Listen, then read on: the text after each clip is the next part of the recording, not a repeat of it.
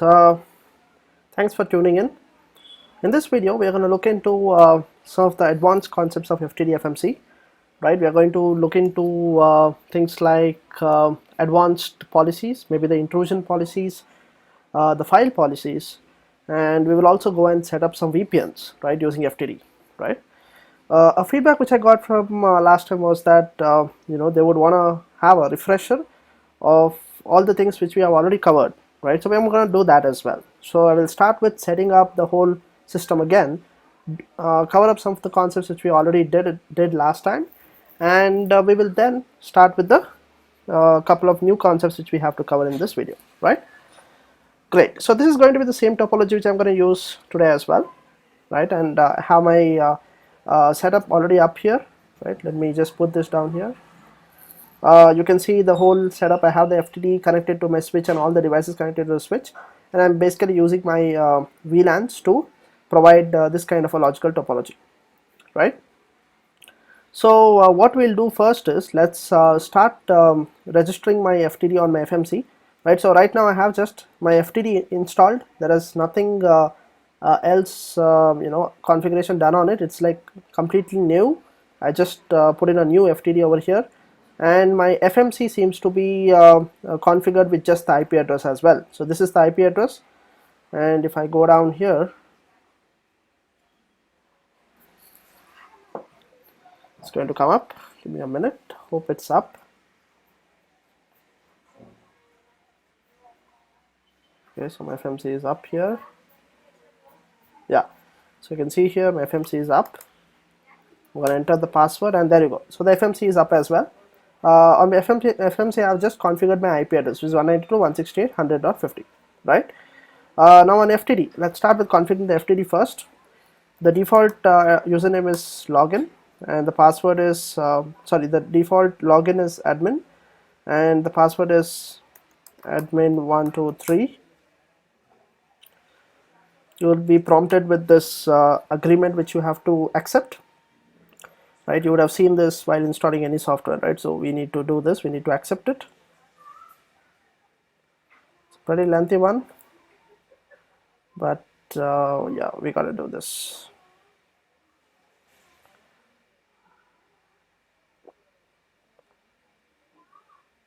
Okay, still going,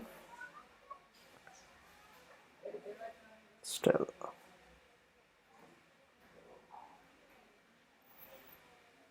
Okay, I think it's good. Right now I'm gonna enter my admin, and again the password 123. Now it's going to prompt me to change my password, right? So I'm gonna enter the new password which I want to use, and I do that again. Okay, that looks good. So I'm going to configure. It's asking me, do you want to configure IP address? I'm going to put a Y, no IPv6. I'm going to use manual process. Sorry, I'm going to use the management IP as 192.168.100.52. The mask 255.255.255.0. Gateway 192.168.100.1. Fully qualified host name. What will be the host name? It is FTD. Sorry, I wanted it to be FTD, right? That's good. And I don't want a DNS, so I'm going to put a none, another none over here, and that's good.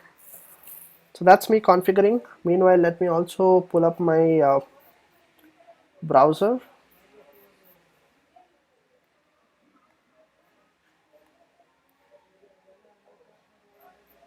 Let's have this up as well. And yeah, so it's asking me, do you want to configure this as a routed mode? I'm going to do that. So let me go down to the browser and get the FMC up.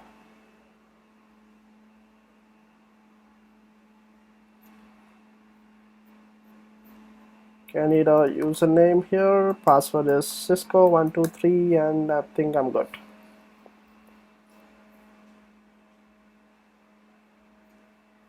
Try to come up. Give it a minute. This is my NTP server. Let's see if we can ping to 168.100.50. Yeah, it is able to ping that. And what about this? Okay, that's good as well. So this is good.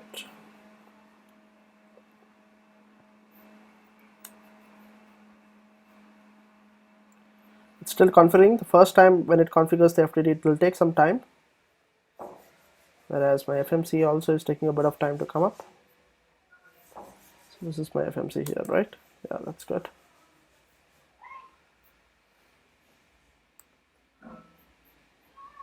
Let's give it a minute. Yeah, looks like my FMC is up. You can see everything here. So once this is done, let me so it's still configuring the firewall mode. So meanwhile, what we can do is, okay, so I think it's setting it up now, right? So that's good. So it's all set up.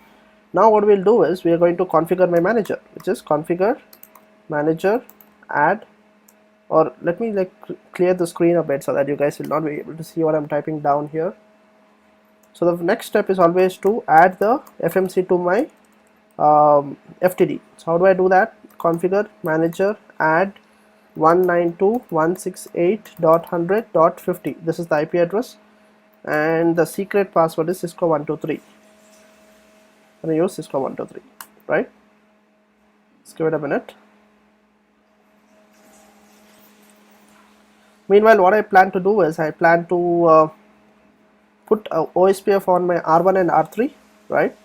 And that's going to be the basic configuration, and the rest is pretty simple, right? So once we finish the FTD, let's go and configure my routers. Okay, so that's good. Manager successfully configured. Looks good.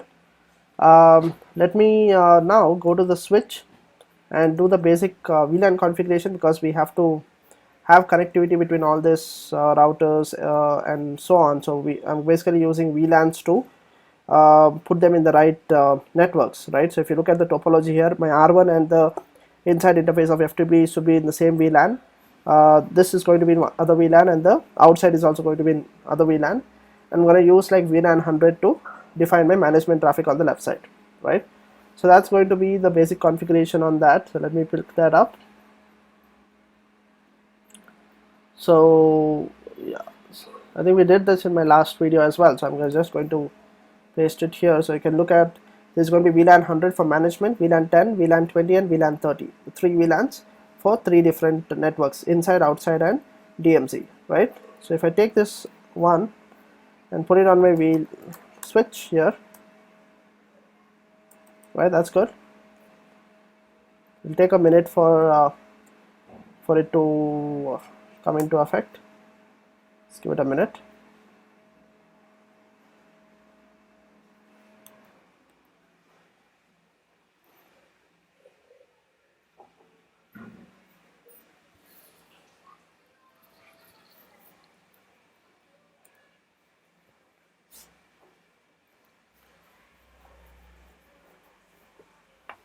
Yeah, I think it's good now.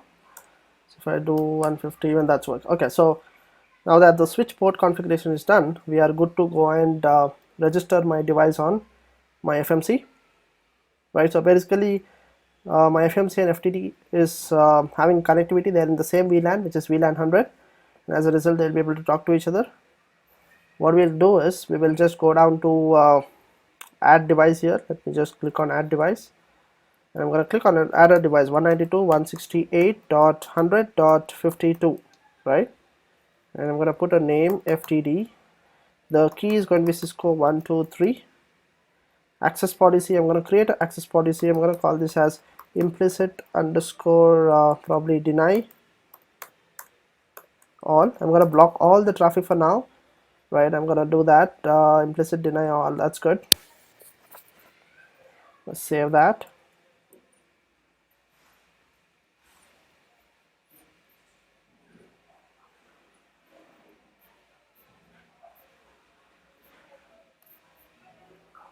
Yeah, that's good. Now I'm going to select all the features which I want, and let's register this. Should be good.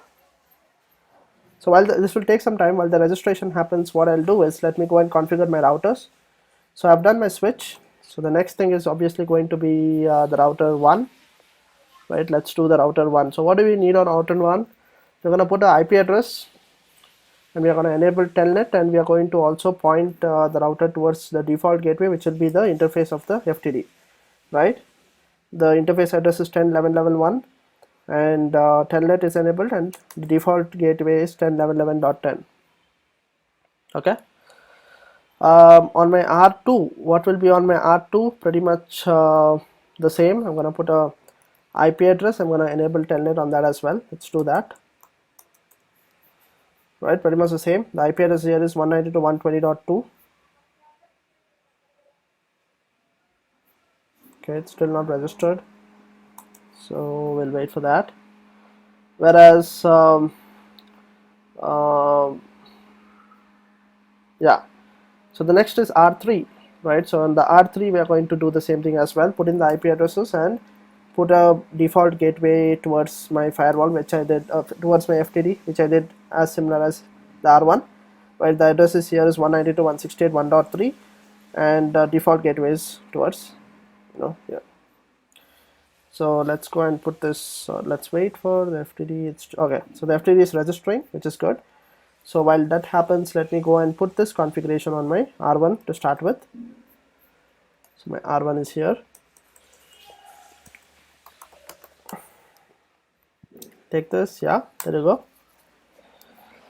Meanwhile, let's pick R2 as well. Okay, so R1 is good. Let's pick R2.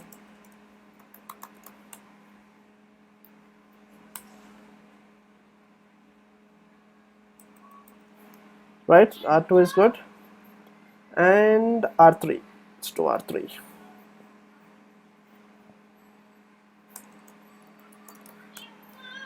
Okay, let's do R3. There you go. Okay, so we've got R1, R2, R3, the basic configurations up. This is still happening, the FTD configuration. So what we'll do next is, like we decided, we are going to have Ospf set up on my R1 and R3. So how do we do the Ospf configuration? Again, pretty simple. I'm going to advertise two different networks. One is my 10.11 network and 10.10 network, right? So I'm going to do that. Let me go down here. So these are the two loopback addresses, loopback networks which I'm defining. One is 10.111.1 and the other one is 10.10.10.1. And I'm going to create a Ospf process and advertise all these networks inside that, right? Pretty simple, right? Here you go, Ospf 1, and I'm defining all my networks inside that. Okay, looks good. So that's the Ospf configuration on R1. We will go down and make the next Ospf configuration on my R3, right? So on R3 we will again create a new loopback address, which is 10.3.3.3, and we will also create a Ospf process which is going to be Ospf 1, and I'm going to advertise the network 10.3.3 and the 192.168.1.0, which are the two networks inside this, right? So that's going to be in R3. So let me pick this up and put it on my R1 and R3 respectively. So this is my R1, so I'm going to put this on R1, right? And let me also put the next thing on R3. So there you go.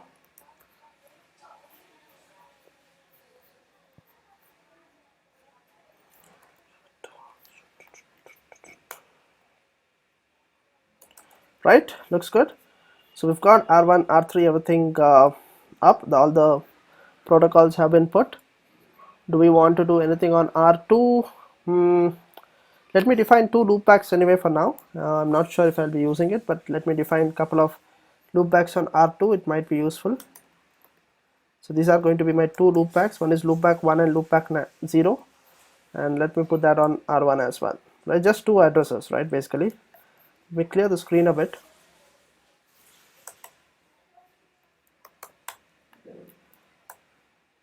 Looks good.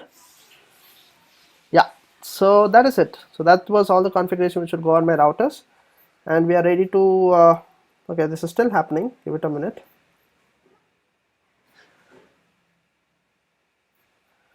You can see the progress up here, still happening. Alright, so I think the registration is completed now. We can start with the next step, which is basically configuring my FTD.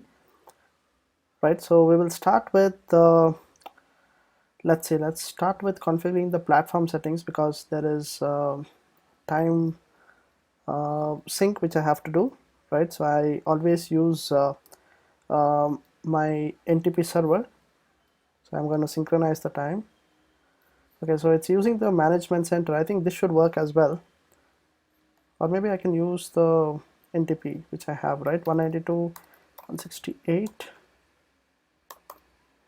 or I'll go back and use the management center. It should be fine. I'm using, in my topology, you can see I'm using NTP server, which is powering my FMC, and my FTD is basically getting the time from FMC, right? So that's the whole thing. Great, so that's good. So we will start with configuring my okay, so what do we do first? Let's go and configure the interfaces, right? So we'll start with configuring the outside interface first. So we will say outside enabled, and security zone is going to be outside, which I had created earlier, and the IPv4 is 192. My bad, it's going to be for outside. Yeah, it's 192.1.20.10/24. okay, it's enabled and everything looks good. Let's go with the next one. It's going to be inside over here, right? And security level is again inside. IPv4 is 10.11.11.10/24. and is it enabled? Let's enable it. Last one is going to be my DMZ zone, right? And the security level is again DMZ. Let's go to IPv4. It's 192.1. I think I'll have to check the IP address. Give me a minute. It's 192.168.1.10 and /24, right? Have I enabled this? Let's enable it. There you go. So we have done that. We have configured all the three interfaces, which is good. Let's save this. What do we do after that? Let's go and put some routing, right?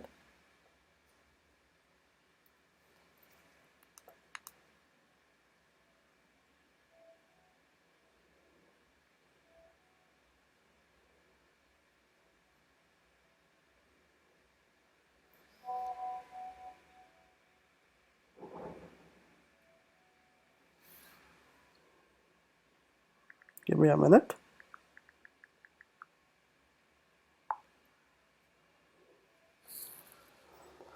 All right, so let's do routing. Let's go to routing tab here.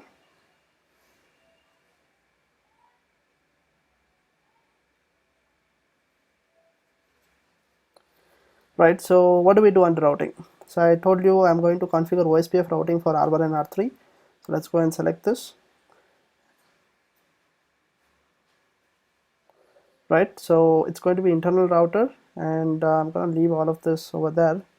Let's go and create the area over here, which is Ospf process 1 area 0. This is going to be normal, and I need to create an area which is network, right? It's going to be net 10.0.0. Okay, it's going to be actually cancel, my bad.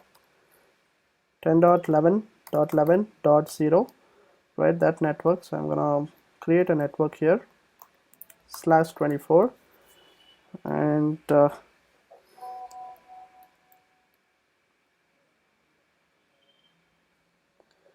right? So we have selected that, and I'm going to do this. I'm going to select the network which I created just now. Select this. I'm going to add here. Rest everything looks good. I'm going to save this, right? Okay, my bad. There was one more network which I had to advertise, which is my net 192.168.1.10. Sorry, yeah, 1.0, right? So that's the DMZ zone. I'm going to create a network for that.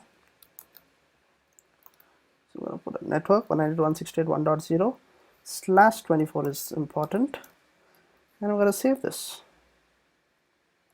Right, let's get this one as well over here, and now I'm going to save this. So my Ospf is done, right? So that's good. Now what we'll do is let's go and create a static route towards my R2, right? So that is going to be done here. So static route, let's go here, let's create a static route. IPv4 interface is the outside interface. If I have to go anywhere outside, so that's any, and my default gateway is 192.1. Sorry, I'll have to create this. I can't put an IP address here. I'll have to create the R2 host, right? So I have to create an object for R2, and it is 192.120.2, and I'm going to save this, right? So that looks good. So I'm just going to select R2 from here, add this over here. Sorry, this is my bad. I'm going to select it over here, right? So R2 is selected, and that looks good. Okay, so that's my static route. I have my static route, I have my Ospf, everything. It's going to save this.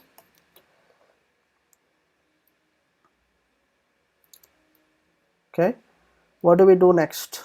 Do you want me to deploy this, or let's do the NAT configuration as well? I think it's better we deploy this. Let's deploy this, and while the deploying happens, we can do the NAT configuration.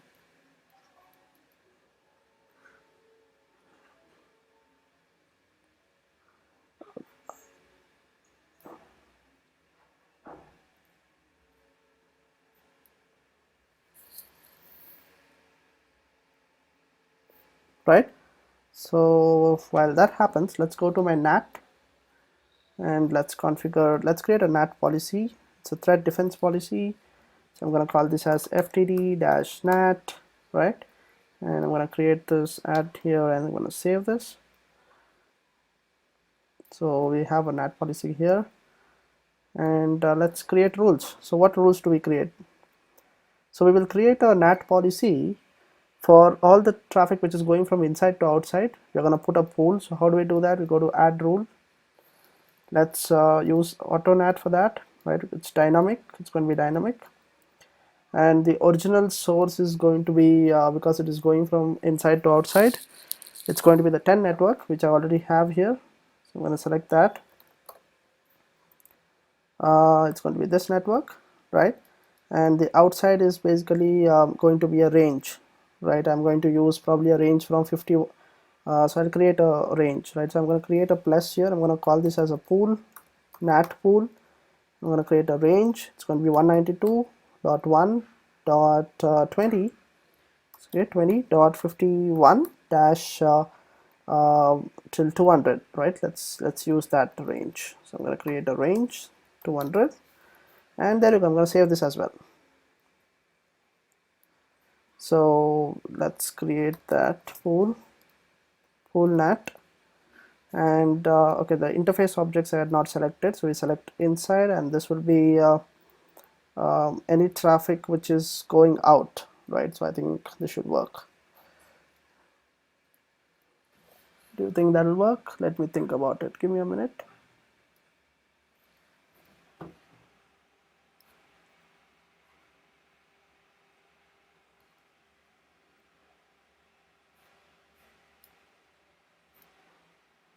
Yeah.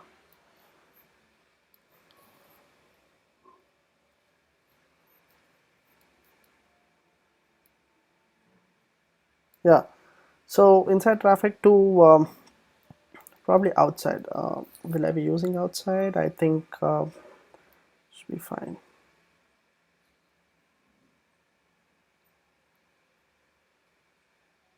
Yeah, should be good, right? The translation is going to happen here, so that's good. So that's one of the NAT rule which I created.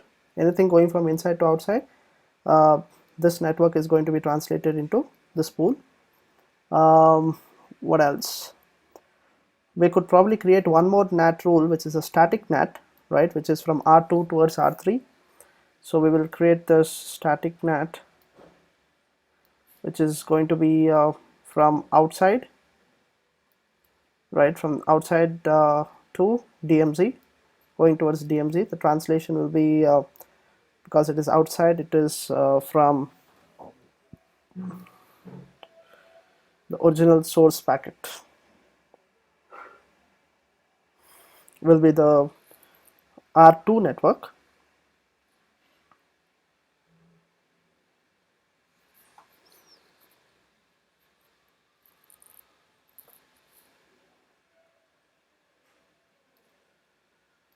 Sorry, it's going to be R3. Yeah, select this. I think I already have the R3 network, if I'm not wrong, which is this one, and I'm going to translate it into what address? Actually, I'll do it for one single host. I think that'll be better. Let's create a new host for R3, and the IP address is obviously 192.168.1.3, right? So we're gonna save this.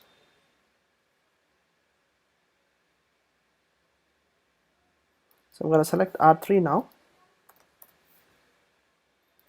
Sorry. There you go. This is my R3, and so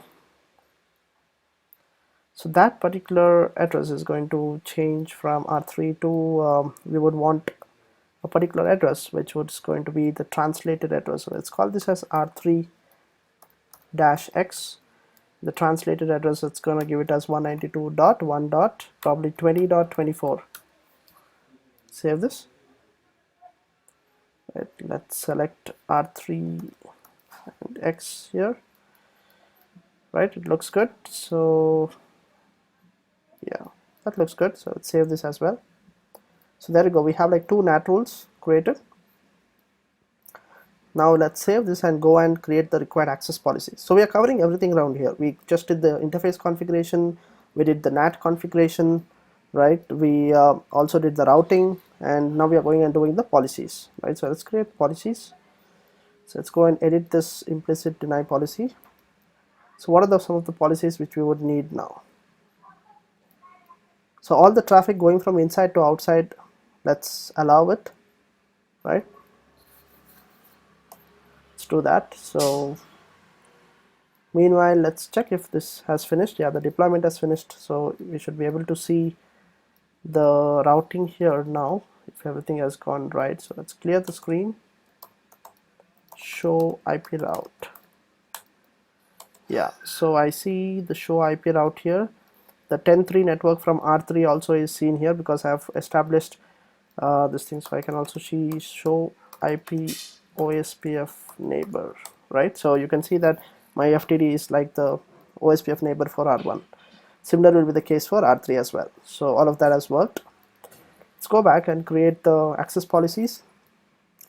Access policies would mean that I have to create, let's create a rule, right? Let's create a rule. And the rule is basically which would allow all the traffic from inside. So let's create inside to outside, right? It's going to be allowed. What do you need to allow? So let's create the zone, select the zones inside to outside, and the networks. The networks would be the inside network would be the net. We already have this network. But I think the inside network not only has 10.11.11.0, but it also has the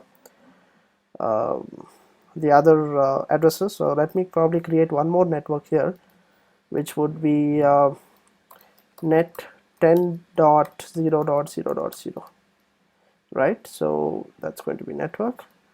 So 10. So I'm going to give this as /8, right? Because why did I do that? Because we have a lot of addresses, which is not just, if you look here, we have 10.10, 10.1 and 10.11, right? So I'm going to create one big whole network which would do me that. So let me select that. So that's the range. So I'm going to allow anything which is coming from that, which is this network, sorry, yeah, this one. I'm going to add this for the source. The destination is going to be any, because I'm going to allow anything going outside. And yeah, so I mean, we can actually go ahead and play a bit and maybe block Facebook and all of that, but for now let's keep it simple. But there is a provision, right? Like I think we discussed in the earlier videos, you can go to applications and you can disable certain applications and disable certain ports and all of that, right? Great. So now I'm going to allow everything going from inside to outside. So I'm going to add this. What else? We will also have to allow the ICMP and telnet towards my R3, right? From R2 to R3, basically from the outside to DMZ. So let's do that. Let's create one more rule. Let's probably call this as outside to R3, and we are going to allow, so it's outside is the source, DMZ is the destination. The networks, what will be the networks? It's going to be any up here because it's outside, but the destination is going to be the 192.168 network, which is here. That's a destination, and we are going to allow certain ports here, right? One of the port is going to be telnet, right? So let's do that. Let's add this to destination. We'll also allow SSH. There you go. And we will also allow for ping. I think ping is not available, so we'll have to create a new object here. So we will call this as ping. It's ICMP, and we'll have to select echo request, right? So we select this.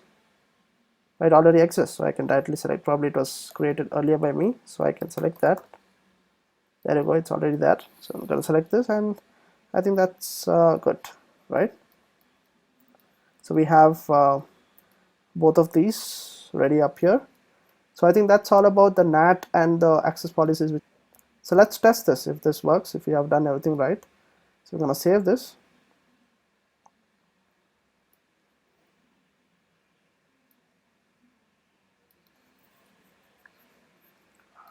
So let's deploy this.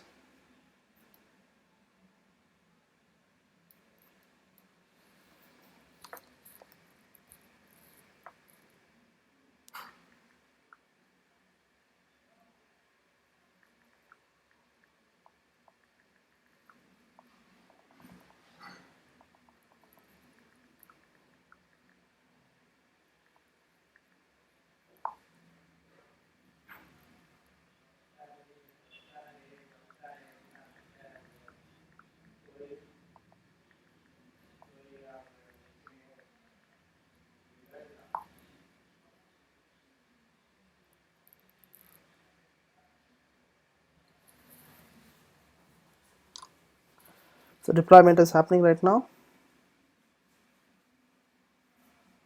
right? So while the deployment happens, what do we do next? So the next, actually, what I wanted to cover was the IPS part, right? So FTD can be used both as a firewall and as an IPS. So IPS basically has so SourceFire, right? SourceFire was a company which was mainly as an IPS. It was sold as an IPS, and the product was renamed to Firepower when Cisco acquired it. And Firepower was packaged with the firewall component, and it became Firewall Threat Defense, FTD, right? Now, how do you actually how do you actually do the intrusion or the IPS part of it, right? We have two kind of policies. One is the intrusion policy, and the other one is the file policy, right?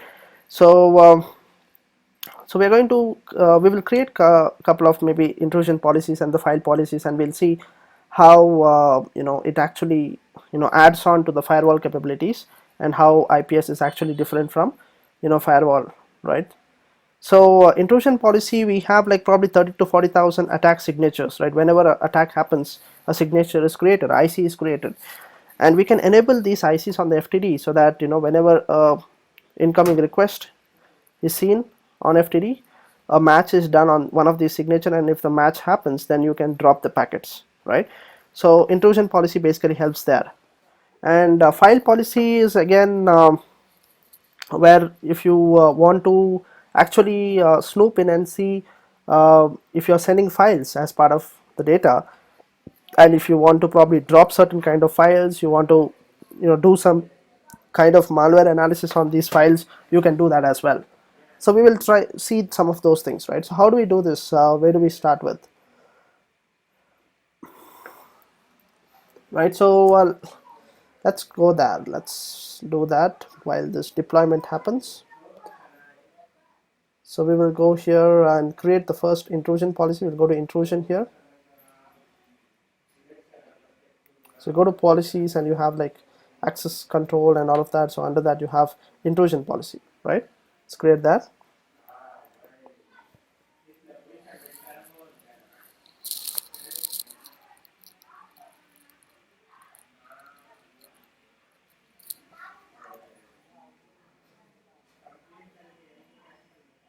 Right, so I'm going to create a new policy now.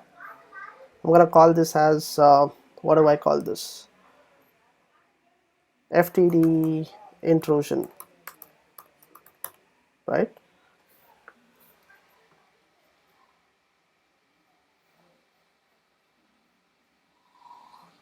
Right, so or FTD IPS, probably let me call this as IPS.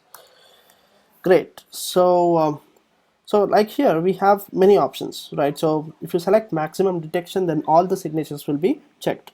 If you do no rules active, then none of them will be checked, right? So these are the extremes, and Cisco recommends there is something called connectivity over security. So if you want better performance and less security, then you can select this option.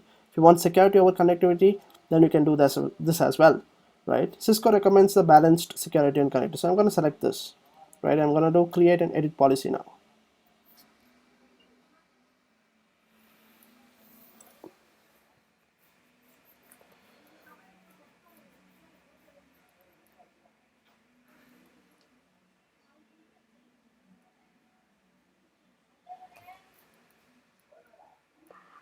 So the policy creation is happening.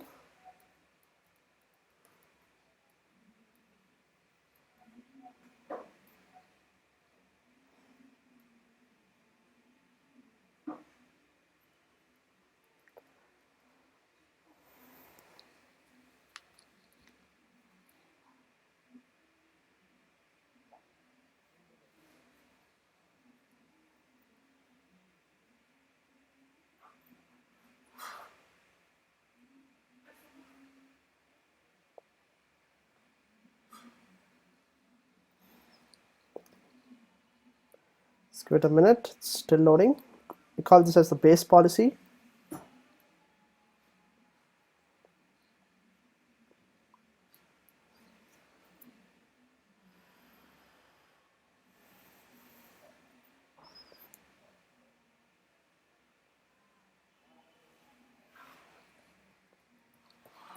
There you go. So you can see that we have created the base policy, and the number here 9,566 rules were selected, right? Out of that, 97 rules would just create events, whereas the rest of the rules would actually drop packets and then create events, right? So that's the use of this. I can manage these rules. I can anytime go and click here and see the various rules which are there, right? So like for example, I can click on one of these and I can change the state as well, right? So if I select and if I basically want the packets to be dropped for this particular rule, I can go and select this, and it would give me a dialog box, right? So I have successfully set this. Now I can go back and I can commit the changes what I have done, right? So I can edit the rules. I can do the changes to the rules as required. It's not necessary to know all these rules. I mean, it's it's going to be too tedious understanding all the ICs. So yeah, there are many categories on the left hand side, like I showed, where you can go and select what you want and remove the ones which are not required. So you can customize it as you need, right? So there you go. I have kind of like created a policy and I've done that part. Now just creating a policy is not sufficient, right? So what do we do? As you see here, no access control policy has been used right here. So what do we do is we need to apply this intrusion policy to the access control policy, right? So that's how it is. You need to link it back, and let me show you where we do that. Meanwhile, has the deployment completed? Yeah, the deployment has been done. So let me go and check this. If I do a telnet from, do I do a telnet? Let me quickly check what did I actually put up there. So yeah, let's do a telnet from 192.1.20.2.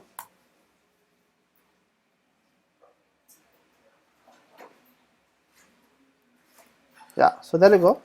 I have my telnet connection open from R1 to R2. So the packets are actually going from R1 to R2 as we defined in our access policies. If I do show users, you can see the IP address of my R1 has been translated to one of the address in the range, right? You can see that, right? Similarly, if I do from R2, let's do a telnet because we have enabled telnet from R2 to R3. Let's do 192.1.20.24, right? That was the IP address, translated IP address of R3. So when I do that,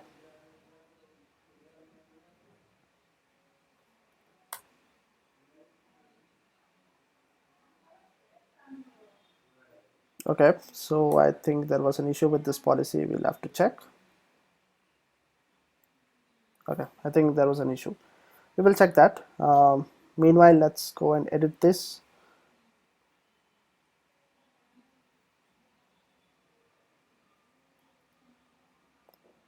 So I had created an intrusion policy. Now I want to show you how do we apply it, right? So what you can do is you can anytime open the policy, edit it, and you can go down to the inspection part of it here, and you can select here. You can select the policy. You can select any of the earlier policies which I mentioned, the standard ones or the user created ones which I just now created. Now I can go and select this policy and save it, and that way I will actually be linking my intrusion policy to the access control policy, right? Make sense?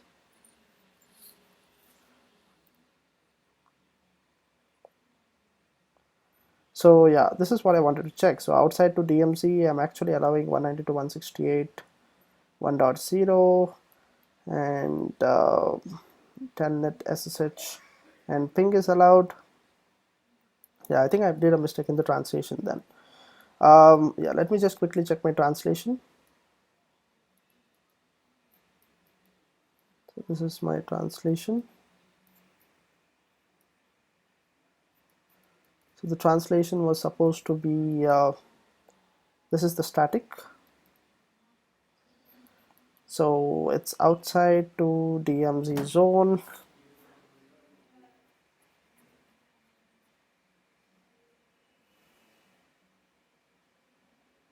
Translation is R3. We're using the R3X.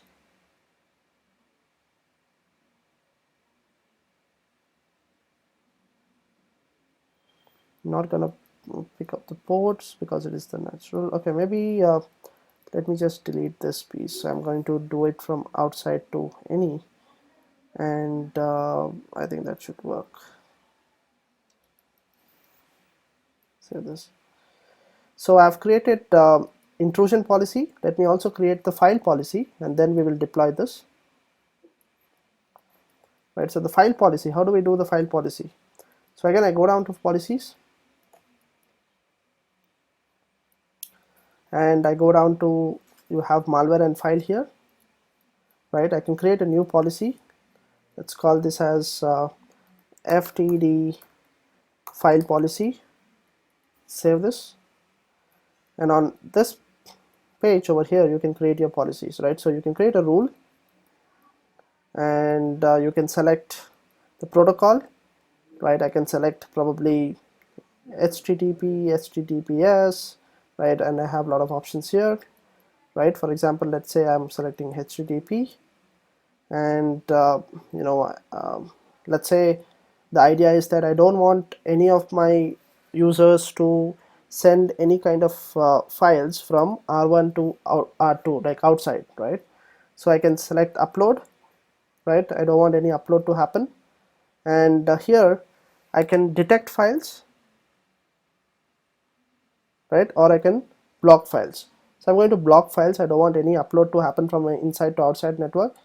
And I can select what kind of documents as well. I can select Office documents, and you will get your whole MS Word, your Office, and all of this. Let me select just a couple of them for now, and that should be it. So if I save this now, so there you go, I created a file policy. If I save this again,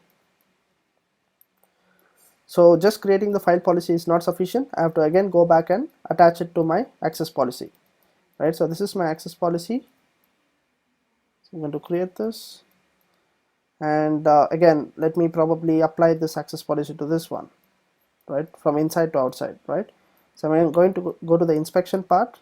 So under the file policy, I'm going to go and select the file policy, and there you go, selected, right? So that is the thing. That's how you actually do an extra layer of protection for the network, right? So you can allow and block networks over here, right? And on top of that, you can do another layer of filtering by checking against the signatures, right? We created two policies. One is the intrusion policy and one is the file policy, and we also realized that we need to attach it to the files here. So I'm going to save this for now, and let's run it. Okay, I've saved it. So let's deploy this.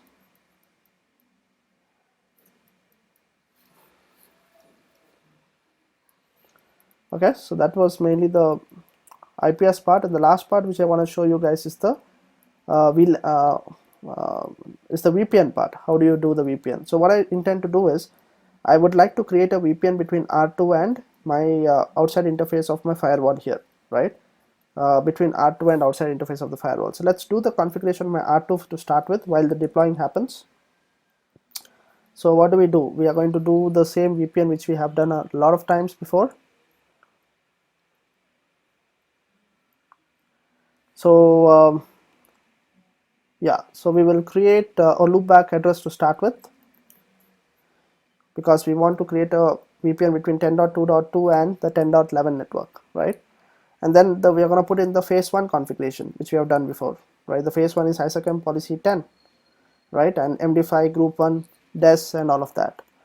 Then we are going to put in the, okay, still the phase 1, we are going to put the pre-shared key, which is Cisco 123, and the peer is 192.120.10, because that's the FTD. The next part is we're going to put in phase 2, right? Crypto IPsec transform set ABC and the rest of the piece here, right? The last part is I also need to have my access list, which is very important, which will define the interesting traffic. So access list 101 permit IP from 10.2 network to 10.11 network, right? And what do we do next? We also need to have the phase 2 part, which is, I need to have the crypto map, which will put in all these earlier configurations together, which is match address 101, set peer 192.120.10, the transform set is ABC, right? Let's go and put this on an interface, which is Ethernet 0/0. I'm going to put this on an interface ABC. Also, I think I'll have to put a default route for my R2 because I don't have that. Let me put a default route as well, right? So that's important, R2, because we don't have a default route to 10.11 network. So I'm going to direct it towards this. So that's going to be my configuration on my R2. So let's pick this up and let's put this on my R2.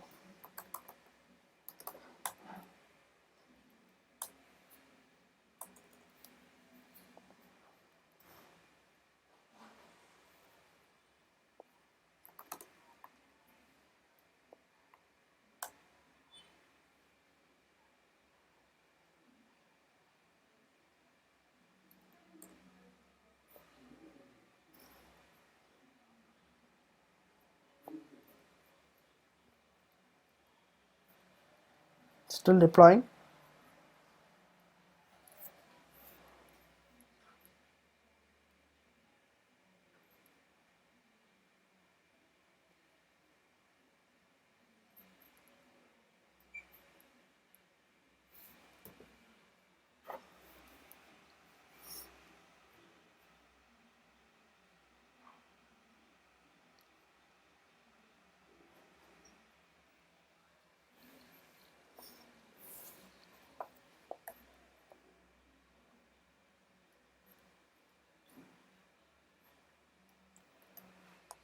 Takes quite some time, we'll have to wait.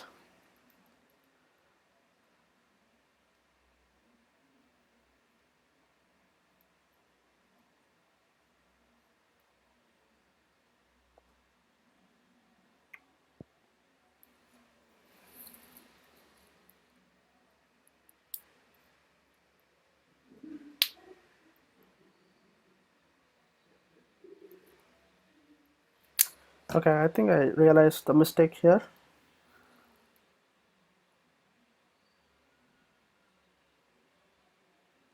Okay, I think that's still right.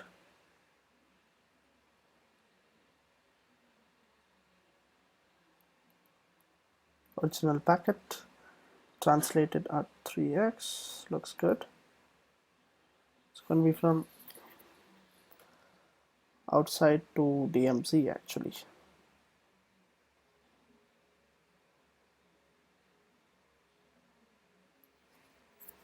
Maybe, let's see. Let's see if this has completed. Yeah, that's good.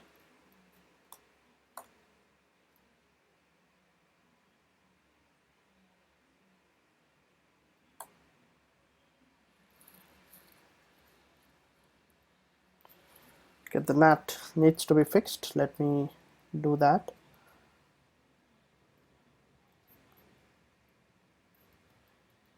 So it's DMZ, from outside to DMZ. The translation would be R3. Let me check if my objects are right.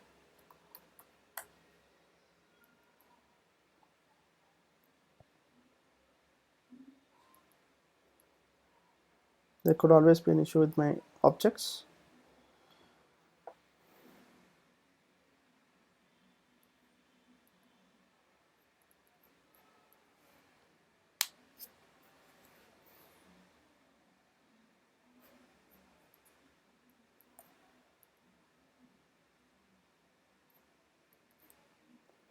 It's a bit slow, so it might get a little annoying. But I think if you run it on a very powerful machine, it would be a little faster.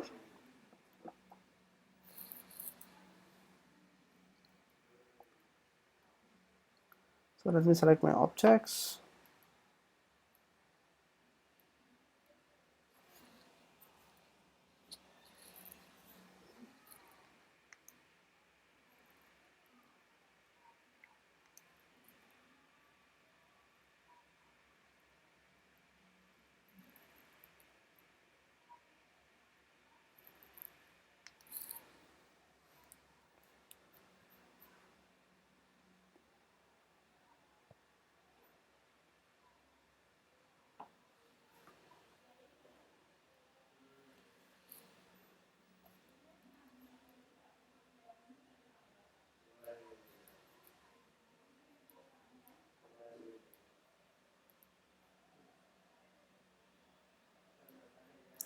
So yeah, we have my objects here. I'm just concerned of my R3, which is 192.168.1.3, and I think the R3X is on the next line. 192.1.20.424. What did I do here? 192.1.20.4. Okay, that looks good.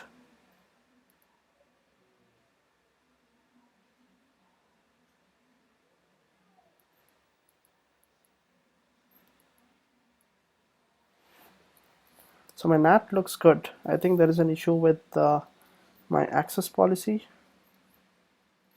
I think this should be okay. Save this. Let's check if my access policy is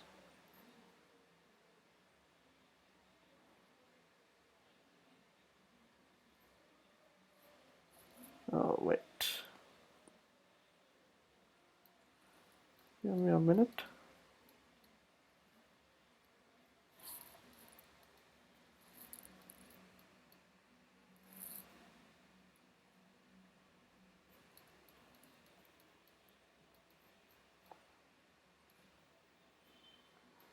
So here, let's select the zone to be DMZ itself. It's going to be okay. Save this. And let me go down to policies. Let's go to access control. Let's see if there's an error here. Let's see, from outside to R3, yeah, from anywhere we are allowing traffic to 192.168.1.0.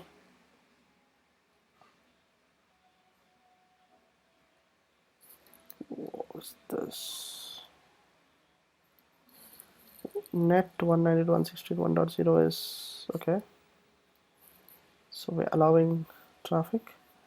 The ports, we are allowing telnet, SSH, and ping, which is what I'm trying. And the networks, from anywhere outside it should work. And the zones, save this.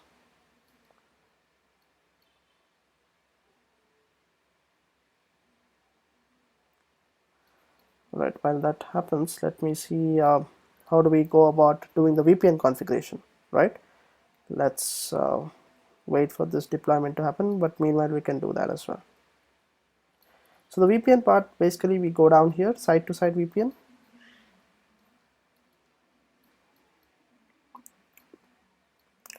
So the site to site VPN, we're going to create a new VPN, threat defense. Let's call this as the FTD VPN.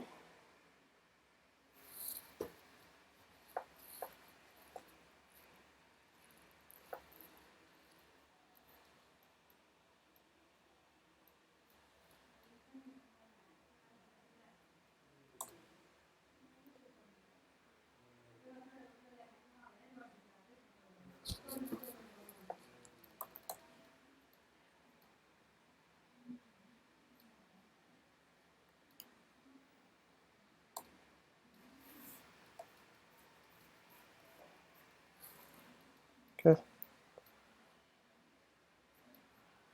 We'll create a tuple, we'll call it as FTD VPN, right? It's going to be IK1, not IK2.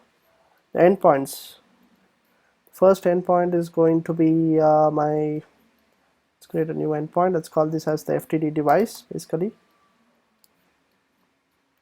And this is going to be FTD, and this is going to be my outside, the interface. The IP addresses of the FTD itself, let's create this bidirectional. And the network is going to be the net 10 network, right? Let's do that. It should be okay. And the other device is going to be basically the R2 with which I need to do it. So I'm going to create this as, call this as extranet. The devices are 2. The IP address is 192.1.20.2, and the network is going to be the 10.2 network, which is I have not created, so let's create it. Let's call this as the network dash 10.2.2.0. Let's create the network, and let's select this /24. And let's go save. Alright, so let's select that network now.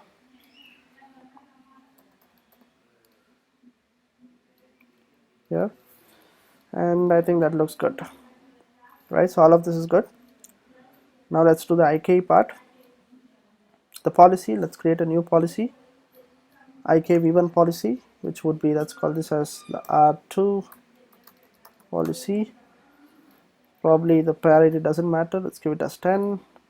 We're going to select DES here, we're going to select MD5 here, and the rest is all same. We're going to save this. R2 policy already exists, okay, probably I'd already created before, so I'm going to use that. Cancel. I'm going to use the R2 policy which I had created earlier, and I'm going to use a manual key, which is Cisco 123, if I'm not wrong. That's what I've used. Yeah, I'm going to use the same thing, Cisco 123 here as well, and that's pretty good. The next part is basically my IPsec. Here we are going to go and select this R2 as well. So I have created this IPsec what is IPsec proposal already, but you can create as well, just creating the plus button. Let me remove this, which is not required. Let's save this, and yeah, so let's save that, and I don't think we have to do anything in the advanced part. So that looks good. So we have this all done, so we can save this.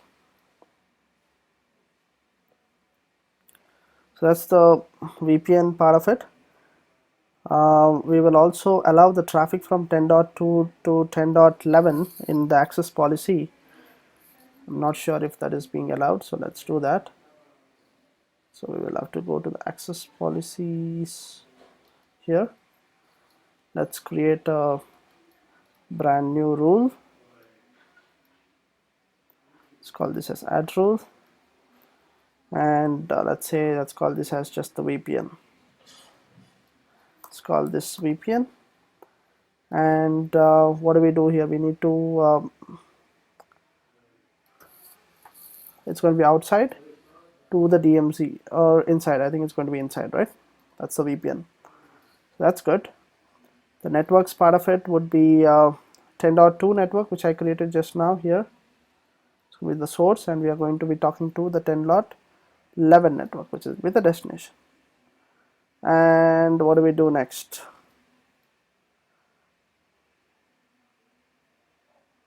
Okay, VLAN tags and all of that is done. VLAN tags probably nothing. Okay,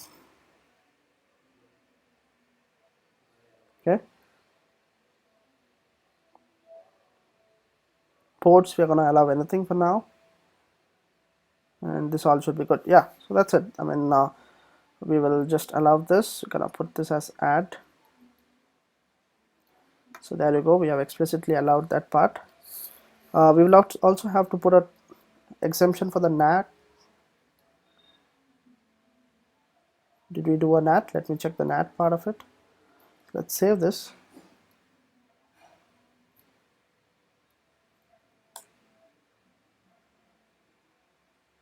Okay, there's some issue with my NAT which I did earlier, so I need to fix that. I'll fix that later. Let's do the VPN part first. So we've done this. We just need to go down to the NAT now, and probably do a NAT exemption, because we don't want any NAT to happen between 10.11 and 10.2, right? So we need to do that. So we will go and create a NAT rule, a manual NAT static, right? We're going to say NAT 11, so it's going to be the NET 11 network, and the destination is going to be the NET 2 network, 10.2 network, and address here I'm going to select again the NET 10.11, and this is going to be NET 10.2, right? So we are basically telling that if the traffic is going from 10.11 to 10.2, we are not doing any kind of NAT, right? Because our tunnels are basically created over there, so we don't want any kind of NATs. I'm going to save this. Okay, and zone is important. So it's going from 10.11, so it's going from inside to outside. All right, so that's good. Let's save this. Let's save this as well. So when I deploy this, my VPN should work.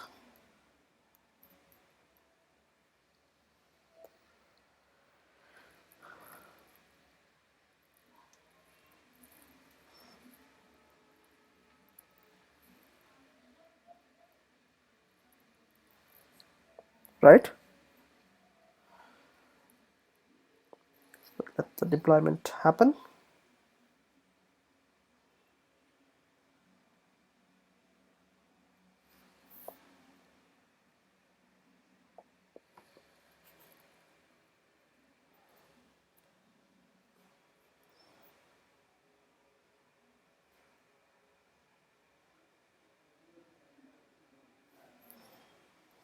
I think the deployment has completed now, so we can test the VPN part of it. So let's go to R2 and telnet, or maybe let's do a ping to 10.11.11.1, right? That's my R1, which is this interface over here, right? Let's go to do this source from 10.2.2.2, right? And there you go, the ping works. Now if I do show crypto isocamp SA, this is the phase 1 tunnel. You can see the phase 1 tunnel between R2 and my FTD. And let's also do show crypto IPsec SA, right? And you can see the encryption decryption happening here, right? All of this is happening pretty good. So that was one part of it. Now let's try to fix this NAT which wasn't working. I think I kind of figured it out. I think I've made a mistake with the zones here, right? If you look at the translation, I'm talking about the source packet, which is R3. So it should be from DMZ, which should be the source, and which should be going out. That's the outside one, right? So let's save this and probably save it here and then deploy it.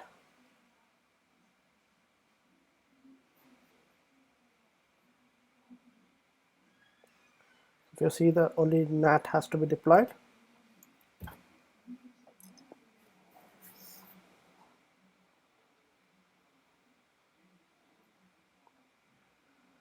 So once we finish this, we would have covered almost all the topics which we wanted to cover today.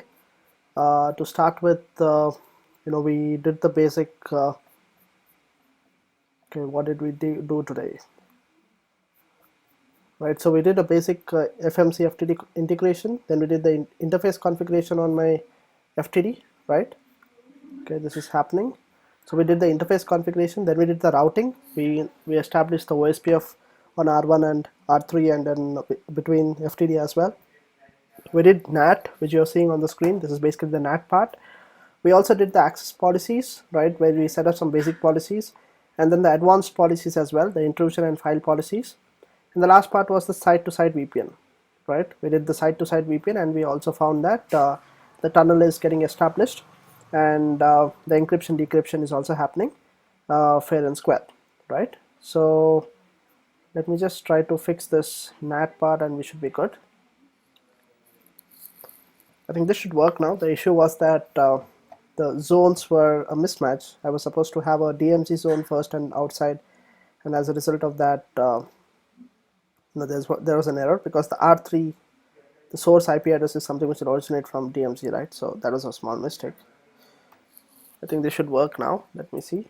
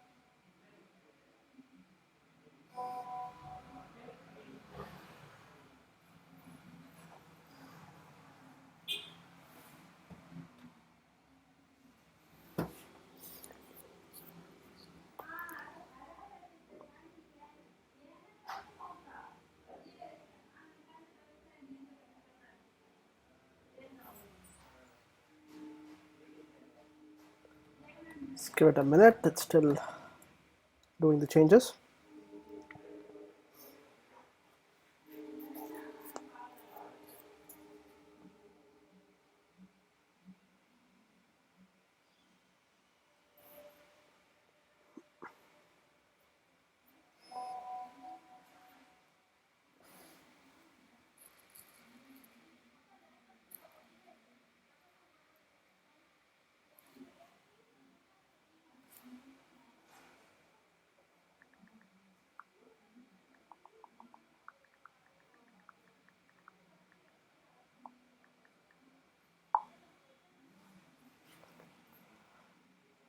Okay, this is taking a bit of time. Meanwhile, let me just type down all the things which we did. Right, we did the FMC and the FTD integration, right? Then we did the interface configuration on my FTD, right? So I'm just writing it down so that you know the various things which we covered. We did the routing, especially we did the Ospf part of it, right? Then we did the NAT, right? We did NAT, static NAT and dynamic NAT and all of that. So that was good, right? So after NAT, we also went ahead and did the access policies, right? We did like the basic part of it, and then we again did kind of like the advanced as well, wherein we did the intrusion and the file detection policies. The last part was we did the site to site as well, site to site VPN, right? So these are things which we did with the FTDs. Like I think we probably covered everything from basic to okay, so this is done. So now I think this should work. So if we go down to my R2, if I do a telnet to 192.1.20.24, yeah, there you go. Now it works, right? So the translation happens. I can show you show users, right? So you can see that we got connected to R3 using the translated address, which is 192.1.20.24, which we actually precisely configured here, right? So we have covered almost everything which we set out to do. Hope you liked it, and I did all of this on GNS3, so I think you can try it as well, right? And learn about FTD and FMC in a more detailed way, right? Thank you for watching. Have a good day.